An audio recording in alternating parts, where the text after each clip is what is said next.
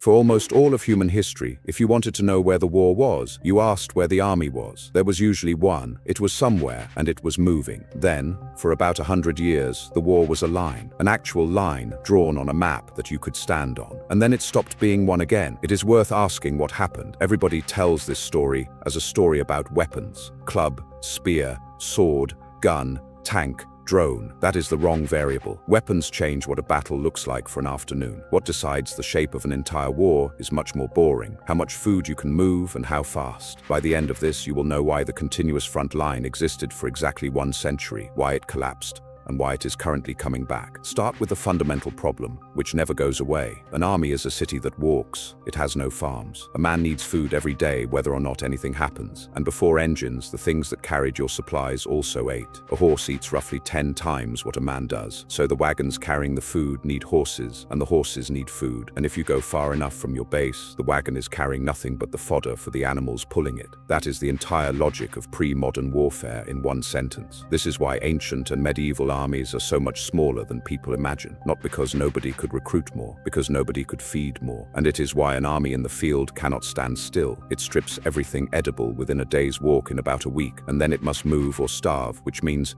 it is not defending anything, it is grazing. Which brings us to the thing everyone gets wrong about medieval war. It is not mostly battles. Battles are rare because battles are a coin flip that can lose you everything in an afternoon, and competent commanders avoided them. Medieval war is mostly sieges and burning the other man's countryside so his army has nothing to eat. Most soldiers in history never fought in a pitched battle at all. They marched, dug, foraged, and got sick, and that last one is not a footnote. Until remarkably recently, disease killed far more soldiers than the enemy did, typically by a wide margin. The great killer of armies was not the sword, it was the latrine. For most of recorded warfare, the safest thing you could do in an army was fight in a battle, because battles were rare and dysentery was every day. Now gunpowder, which did not do what you think. Cannon arrive, and everyone expects them to change battles. They mostly changed walls. Tall medieval walls existed to stop ladders, and it turns out that a tall, thin wall is the ideal target for a cannon. So fortification is redesigned from scratch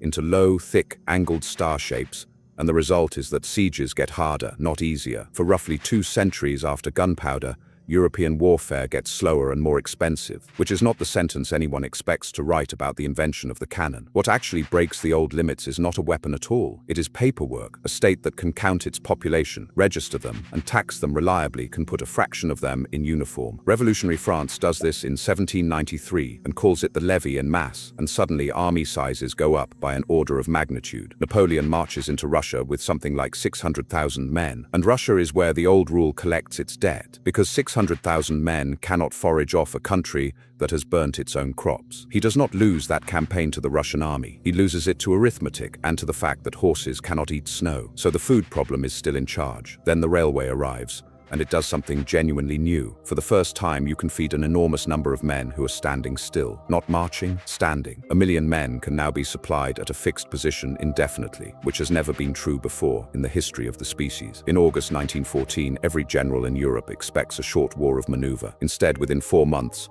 there is an unbroken line of trenches running about 700 kilometers from the North Sea to the Swiss border, with no flank to go around, because both sides ran out of coastline. And then it does not move for years, and millions of people die making it not move. Everyone blames the machine gun. The machine gun is a passenger. Here is the actual mechanism, and once you see it, you cannot unsee it. Say your attack works. You bombard for a week, you go over, and you punch a hole. Now you have to exploit it. To do that, your infantry must advance on foot at walking pace, across a strip of ground that you personally have just spent a week turning into mud and craters, dragging their supplies and eventually their artillery with them.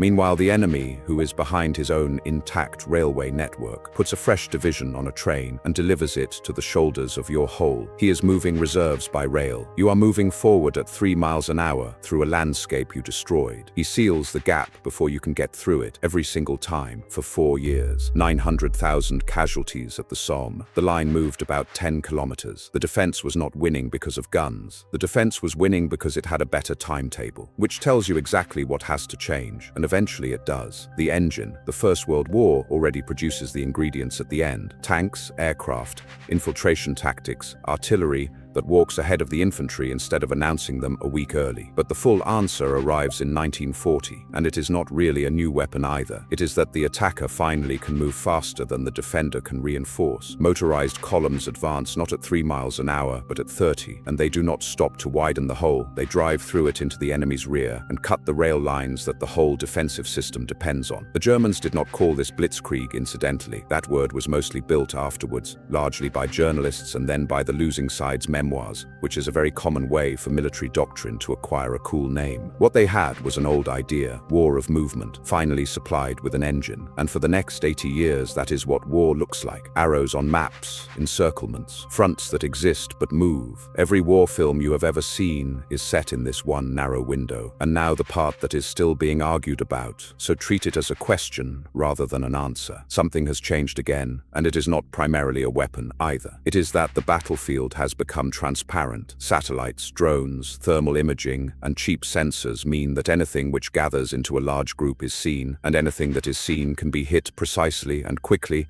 and for very little money, which punishes the exact thing that made movement work: concentration. You cannot mass a motorized column if massing is what gets you killed. And so in Ukraine, we are watching something that looks uncomfortably familiar. Dug-in positions, continuous lines, advances measured in meters, not because anyone chose to fight that way, but because concentration became lethal again.